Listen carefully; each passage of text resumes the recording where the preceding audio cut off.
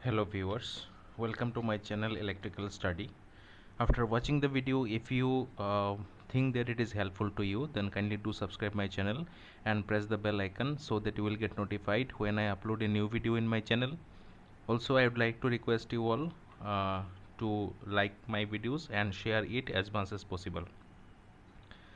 तो आज के इस वीडियो सेशन में हम लोग डिस्कस करेंगे बेसिक इलेक्ट्रिकल के एक टॉपिक जो कि है series RL circuit. Okay. So without wasting time, let's start today's session. So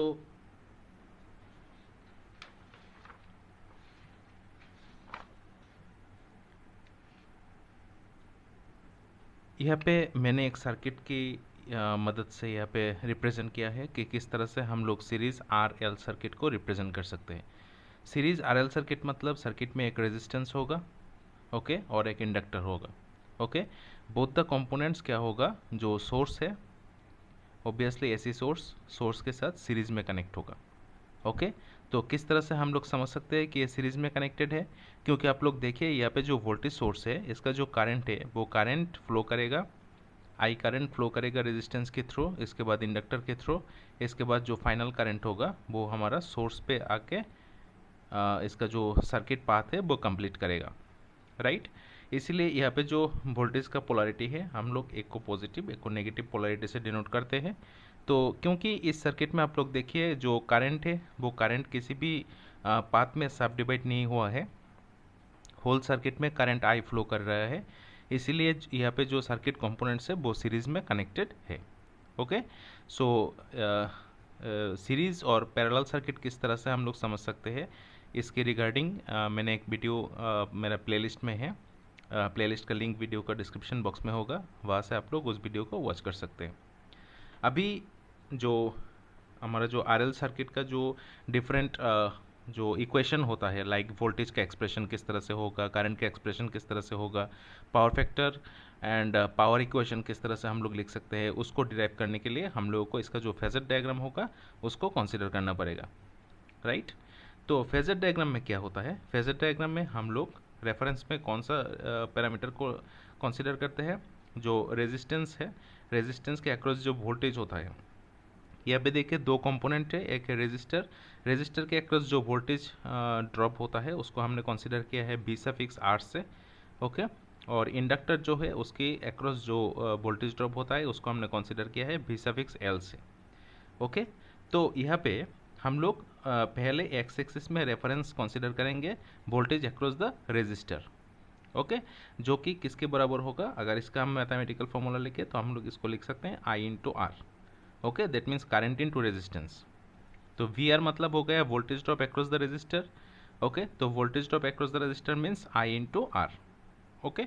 तो क्योंकि करंट भी सेम डायरेक्शन में फ्लो हो रहा है इसीलिए हमने करंट का क्वांटिटी को इसी फेजर डायग्राम में रिप्रेजेंट किया है सेम डायरेक्शन में. वी आर जिस डायरेक्शन में है करंट का डायरेक्शन भी सेम डायरेक्शन में है. ओके. क्योंकि वी आर में करंट का क्वांटिटी है इसीलिए करंट सेम डायरेक्शन में फ्लो हो रहा है. राइट. इसके बाद हमारा आ रहा है voltage across the inductor V L. तो वी एल को हम लोग किस तरह से लिख सकते हैं, वी एल को हम लोग लिख सकते हैं I into x suffix L. यहाँ पे जो एक्स सफिक्स एल है इसको हम लोग बोलते हैं inductive reactance. Okay. Inductive reactance. तो जो रेजिस्टेंस पैरामीटर होता है उसके साथ inductive reactance always 90 degree angle form करता है, इस बात को आप लोग याद रखिएगा. 90 डिग्री एंगल हमेशा ये क्या करेगा, फॉर्म करेगा. राइट. इसीलिए जो वी एल का क्वांटिटी है उसको हमने वी आर के साथ 90 डिग्री में लिखा है, क्योंकि जो इंडक्टिव रिएक्टेंस है वो रेजिस्टेंस के साथ ऑलवेज 90 डिग्री एंगल फॉर्म करता है. राइट. अभी अगर ये दो क्वांटिटी है, ये सभी क्वांटिटी वेक्टर क्वांटिटी होता है. यहाँ पे जो वी सफिक्स आर है ये एक वेक्टर क्वांटिटी है, V suffix L vector quantity है. इस दोनों क्वांटिटी को अगर हम यहाँ पे वेक्टर सम करें तो हम लोगों को मिलेगा जो एक्चुअल सप्लाई वोल्टेज है सर्किट का, वो सप्लाई वोल्टेज यहाँ पे मिलेगा. राइट. और वोल्टेज और जो करंट होता है, करंट का डायरेक्शन यहाँ पे एक्स एक्सिस में यहाँ पे हमने कंसीडर किया है, और वोल्टेज और करंट के बीच में जो एंगल होता है उसको हम बोलते हैं फेज एंगल. ओके. इसी फेज एंगल का अगर हम कोसाइन ले ले that means cos of phi, तो हम लोग इसको बोलेंगे power factor of the circuit. Okay, so अभी हम लोग यहाँ पे जो ट्राइंगल हमने कंसीडर किया है, ओके, इसको हम बोलते हैं वोल्टेज ट्राइंगल।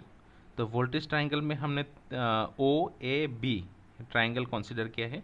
इसको कंसीडर करके अभी हम लोग डेरिवेशन कंप्लीट करेंगे, राइट।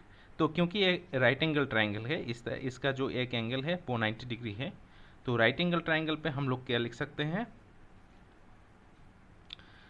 राइट एंगल ट्राइंगल पे हम लोग लिख सकते हैं O A square equal to O B square plus A B square. That means hypotenuse square equal to base square plus perpendicular square. तो यहाँ पे जो ओ ए है, ओ ए कौन सा पैरामीटर को डिनोट करते हैं, ओ ए पैरामीटर वोल्टेज को डिनोट करते हैं, इसीलिए वी स्क्वायर इक्वल टू, इसके बाद आएगा O B. Okay, O B मतलब हो गया हमारा base parameter. Okay, that means V suffix R, तो V suffix R square plus इसके बाद आएगा ए बी। तो A B means the perpendicular parameter. Perpendicular में कौन सा पैरामीटर है, V suffix L voltage across the inductor, इसीलिए V L square, right. Next V square equal to V R मतलब क्या हो गया, पहले हम लोग डिस्कस कर चुके हैं, वी आर मतलब हो गया आई इंटू आर। ओके, इसीलिए I into R whole square plus V L हम क्या लिख सकते हैं, आई इंटू एक्सएल, राइट। इसीलिए वी एल की जगह पे I into X L whole square. इसके बाद आप लोग देखिए, हमने यहाँ पे सिंपल जो कैलकुलेशन मैथमेटिकल कैलकुलेशन है उसको यहाँ पे यूज़ किया है। अगर यहाँ पे v लिखे तो स्क्वायर क्या होगा, दूसरी साइड में रूट में कन्वर्ट हो जाएगा। इसके बाद यहाँ पे भी I square R square plus I square X L square, दोनों पैरामीटर से हम लोग आई स्क्वायर को कॉमन ले सकते हैं और क्या रहेगा, R square plus XL square. Okay, I square को अगर रूट के बाहर में हम लोग यहाँ पे लिखे तो इसको आई लिख सकते हैं, स्क्वायर और रूट कैंसिल हो जाएगा, और rest of the parameters root के अंडर में आएगा, root under R square plus XL square, right. यहाँ पे जो R square plus XL square होता है, root under R square plus XL square, इसको हम लिख सकते हैं impedance of the circuit. Okay, जिसका यूनिट होता है ओहम। तो यहाँ पे हमारा फाइनल एक्सप्रेशन आता है v equal to I into Z, जहाँ पे जेड क्या डिनोट करता है, इम्पीडेंस ऑफ द सर्किट। और इम्पीडेंस को हम किस तरह से लिख सकते हैं, R root under R square plus XL square. तो ये हो गया हमारा पहला एक्सप्रेशन, जो कि हम इस सर्किट के जो फेजर डायग्राम है उससे हम लोग डिराइव कर सकते हैं। दैट मीन्स वोल्टेज का इक्वेशन किस तरह से हम लोग लिख सकते हैं। तो वोल्टेज का इक्वेशन से हम लोग करंट का इक्वेशन लिख सकते हैं। करंट आई इक्वल टू, यहाँ पे अगर साइड को चेंज कर दे तो हम लोग लिख सकते हैं वी बाई जेड। ओके, तो करंट का यूनिट क्या हो जाएगा, एम्पियर, और प्रीवियसली हम लोग डिटरमाइन किए थे वोल्टेज, जिसका यूनिट हो जाएगा वोल्ट्स, राइट। अभी हम लोग देखिए यहाँ पे डिटरमाइन करेंगे यहाँ पे power factor. Okay, power factor ऐसी सर्किट के लिए एक इम्पॉर्टेंट पैरामीटर होता है। ओके, क्योंकि पावर फैक्टर क्या करता है, पावर का जो क्वालिटी है उसको मेंटेन करता है। ओके, तो पावर फैक्टर क्या होता है, कोसाइन ऑफ द, इसका डिफिनेशन क्या होता है, cosine of the angle between voltage and current. इस डायग्राम पे आप लोग देखिए, यहाँ पे वोल्टेज कौन सा आर्म पे है, ओ ए पार्ट पे हमारा वोल्टेज है, और यहाँ पे जो ओ बी पार्ट है उसका एक्सटेंडेड वर्जन क्या हो गया, हमारा करंट हो गया। तो वोल्टेज और करंट के बीच में जो एंगल है वो क्या होता है, फाई। उसका अगर हम कोसाइन ले लें तो यहाँ पे आ जाएगा हमारा power factor. Okay, power factor. तो कॉस फाई को हम लिख सकते हैं बेस बाई हाइपोटेनस। ओके, इसीलिए O B by O A. Okay, base by hypotenuse. अभी बेस में कौन सा पैरामीटर है, बी सफिक्स आर, इसीलिए बेस में हम लोग लिख सकते हैं बी सफिक्स आर, राइट। और जो O A that means hypotenuse, उसमें कौन सा पैरामीटर है, वी, राइट। तो इसके बाद का जो पार्ट है उसमें वी सफिक्स आर की जगह हम लोग लिख सकते हैं आई इंटू आर, जो कि पहले मैंने डिस्कस किया है। और यहाँ पे जो वोल्टेज है उसके जगह में हम लोग लिख सकते हैं आई इंटू जेड। ये कैसे लिख सकते हैं, क्योंकि पहले हमने इसका जो एक्सप्रेशन है इसको हमने प्रूफ किया है, right. That means voltage equal to current into impedance. तो इसी जो यहाँ पे वोल्टेज की जगह पे हम लोग आई इंटू जेड लिख सकते हैं, इसीलिए यहाँ पे हमने आई इंटू जेड को लिखा है, राइट। अभी आप लोग देखिए न्यूमरेटर और डिनोमिनेटर में जो है करंट कैंसिल हो जाएगा, तो दैट मीन्स कॉस फाई का जो वैल्यू आएगा, कॉस फाई हो जाएगा हमारा आर बाई जेड, राइट। और भी कुछ इंपॉर्टेंट पैरामीटर्स है, जैसे कि पावर का एक्सप्रेशन हम किस तरह से लिख सकते हैं, V I cos phi. Okay, voltage into current into power factor, और पावर का जो यूनिट होता है वो होता है वाट। इम्पीडेंस हम लिख सकते हैं root under R square plus XL square, ये मैंने पहले आप लोगों को डिस्कस किया है इस जगह पे, राइट। तो इम्पीडेंस का यूनिट होता है ओहम। और एक इंपॉर्टेंट पैरामीटर होता है क्यू फैक्टर। क्यू फैक्टर का फुल फॉर्म होता है क्वालिटी फैक्टर। एक क्यू फैक्टर क्या होता है, reciprocal of the power factor होता है, राइट। इसीलिए हम लोग इसको लिख सकते हैं रिसिप्रोकल मतलब क्या लिख सकते हैं, 1 by पावर फैक्टर। ओके, तो 1 by पावर फैक्टर मतलब क्या हो गया, आर बाई जेड, जो कि हमने यहाँ पे पहले ही डिराइव किया है। तो इसको अगर हम सॉल्व करें तो हम लोग को मिल जाएगा जेड बाई आर। ओके, तो अभी ये जो क्यू फैक्टर है इसका सिग्निफिकेंस क्या होता है, किसी भी सर्किट में अगर क्यू फैक्टर इंक्रीज करता है तो सर्किट का जो लॉसेस होता है लॉसेस डिक्रीज करता है। इसीलिए हम लोगों को जो क्यू फैक्टर होता है सर्किट का उसको इंक्रीज पोजीशन में रखना पड़ता है, इसका वैल्यू एक प्री डिटरमाइंड लेवल पे रखना पड़ता है, जिससे कि सर्किट का जो लॉसेस होता है उसको मिनिमाइज किया जा सके। ओके, तो यहाँ पे हमने मल्टीपल नंबर्स ऑफ एक्सप्रेशन को डिराइव किया है, जैसे कि वोल्टेज का एक्सप्रेशन, करंट का एक्सप्रेशन, पावर फैक्टर का एक्सप्रेशन, पावर का एक्सप्रेशन, इम्पीडेंस का एक्सप्रेशन, क्वालिटी फैक्टर का एक्सप्रेशन। ओके, अभी यहाँ पे जो पावर है, पावर हम लोग लिख सकते हैं V I cos pi. Power का और एक फॉर्मूला है, वो है आई स्क्वायर आर। अभी आई स्क्वायर आर किस तरह से हम लोग लिख सकते हैं इसको समझेंगे।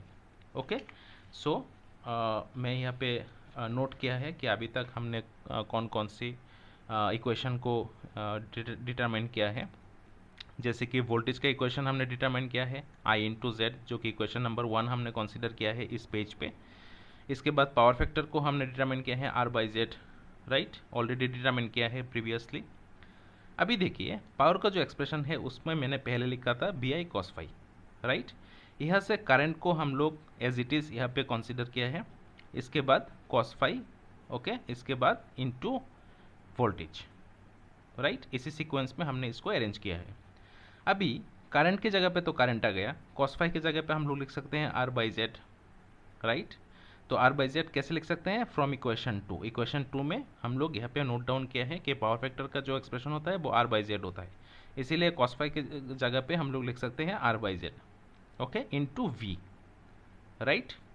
इसके बाद देखिए power equal to I into R, okay, और यहाँ पे जो जेड था उसको हमने वी के नीचे लिख दिया है, that means V by Z यहाँ पे हो गया, राइट।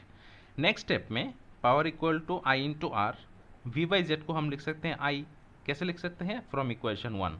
इक्वेशन 1 में आप लोग देखिए यहाँ पे v equal to I into Z, right. So that means i equal to क्या होगा, v बाई जेड, ओके। इसको हमने यहाँ पे पुट किया है, i equal to v by Z, मतलब i से हमने इसको रिप्रेजेंट किया है।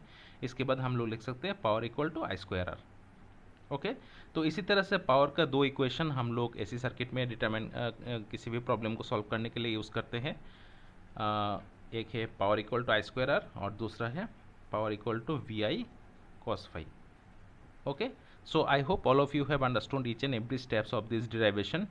Still you have any queries, you can ask in comment section, and if you understand each and every step clearly, then kindly do like the video and share as much as possible. Thank you for watching.